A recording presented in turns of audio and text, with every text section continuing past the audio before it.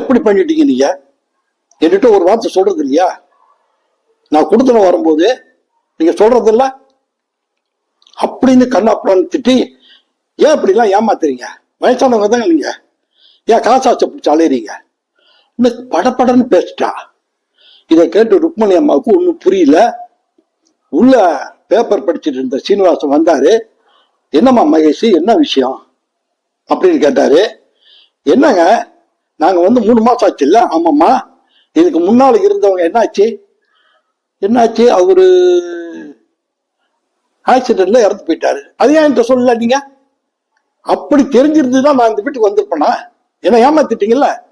ஒரு ஆக்சிடென்ட் நடந்த வீட்டுல நாங்க கொடுத்துட வந்திருக்கோம். வந்து 2 மாசம் ஆச்சு.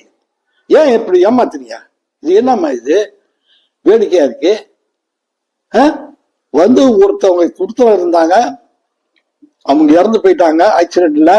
இதை வரவங்க